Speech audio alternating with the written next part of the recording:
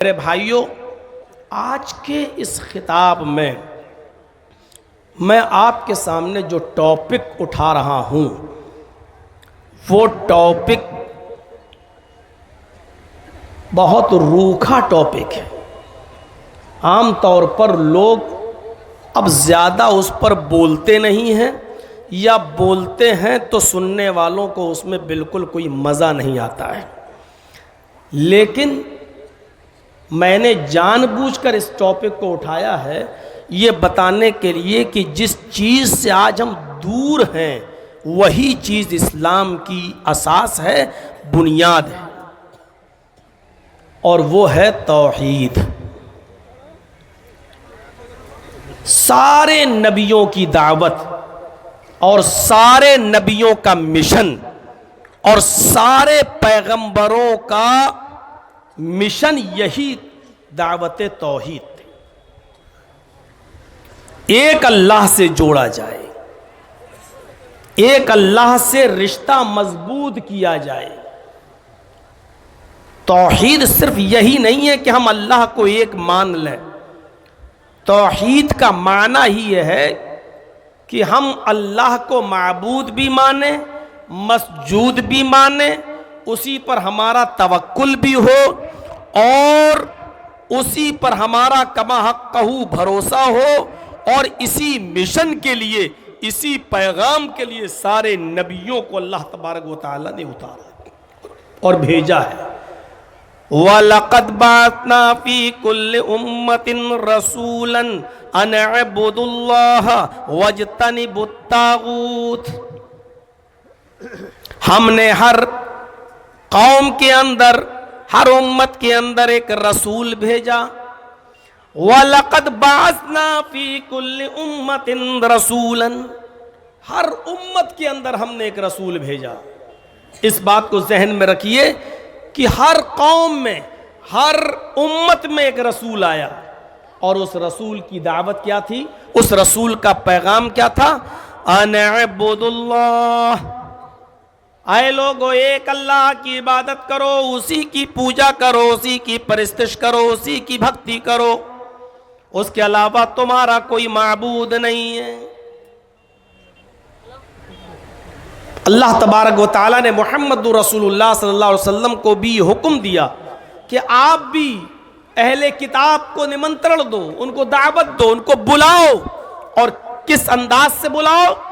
قُلْ يَا أَهْلَ الْكِتَابِ تَعَالَوْا إِلَىٰ كَلِمَةٍ سَوَاءٍ بَيْنَنَا وَبَيْنَكُمْ أَلَّا نَعْبُدَ إِلَّا اللَّهَ۔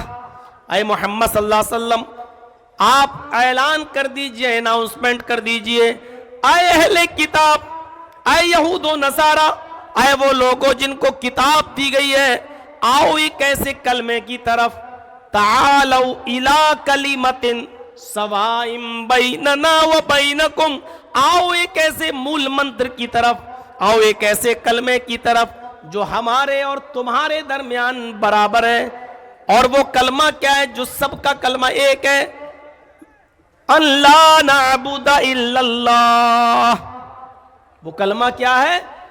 کہ ہم اللہ کے علاوہ کسی کی عبادت نہیں کریں گے، اللہ کے علاوہ کسی کو اپنا معبود نہیں سمجھیں گے۔ لا الہ الا اللہ، اللہ کے علاوہ ہمارا کوئی معبود نہیں۔ جتنے بھی نبی اور جتنے بھی پیغمبر اس دنیا کے اندر آئے، سب کا یہی کلمہ تھا، لا الہ الا اللہ۔ ابراہیم اس دنیا میں آئے تو کلمہ یہی تھا، لا الہ الا اللہ۔ نوح اس دنیا میں آئے، کلمہ یہی تھا، لا الہ الا اللہ۔ موسیٰ اس دنیا میں آئے، کلمہ یہی تھا، لا الہ الا اللہ۔ عیسیٰ اس دنیا میں آئے، کلمہ یہی تھا، لا الہ الا اللہ۔ محمد رسول اللہ اس دنیا میں آئے تو ان کا بھی کلمہ یہی تھا، لا الہ الا اللہ۔ اللہ کے علاوہ کوئی معبود نہیں۔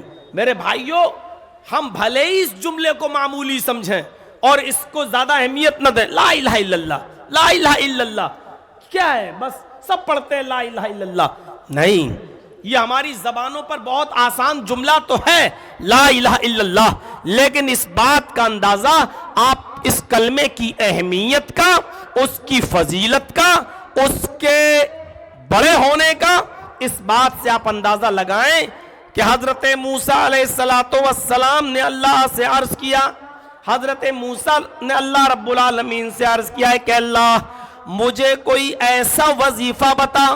حضرت موسیٰ نے اللہ سے کہا کہ اے اللہ مجھے تو کوئی ایسا وظیفہ بتا کہ اٹھتے بیٹھتے چلتے پھرتے جاگتے سوتے میں اس وظیفے کو پڑھ کر تجھے یاد کرتا رہا ہوں، میں اس کلمے کو پڑھ کر تجھے یاد کرتا رہا ہوں۔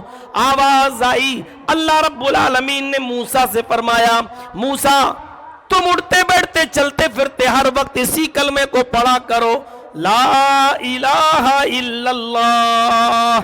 تو حضرت موسیٰ نے فرمایا اے اللہ مجھے کوئی دوسرا کلمہ بتا، یہ کلمہ تو تیرے سارے بندے پڑھتے ہیں، اس کلمے کو تو سارے بندے ادا کرتے ہیں، یہ کلمہ تو سبھی پڑھتے ہیں، یہ لا الہ الا اللہ تو سبھی اپنی زبان سے ادا کرتے ہیں، اے اللہ مجھے کوئی ایسا وظیفہ بتا جو اس سے ہٹ کرو اور میں اڑتے بیٹھتے ہی اس کو وظیفے کو پڑھ کر تجھے یاد کروں۔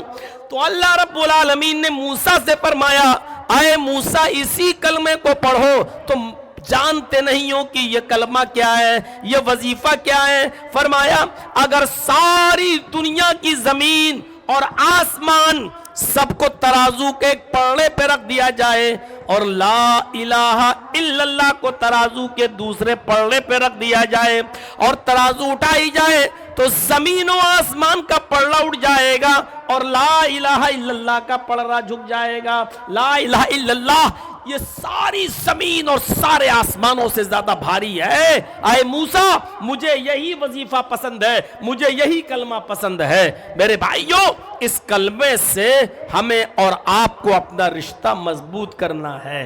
آپ سوچ رہے ہوں گے مولانا صاحب اس کلمے سے تو ہمارا رشتہ پہلے ہی سے مضبوط ہے، ہم تو لا الہ الا اللہ پڑھتے ہیں۔ نہیں، لا الہ الا اللہ صرف پڑھنے کے لیے نہیں آیا، لا الہ الا اللہ کا معنی اور مطلب یہ کہ جو تم اپنی زبان سے اقرار کر رہے ہو اس کے تقاضے کو بھی پورا کرو۔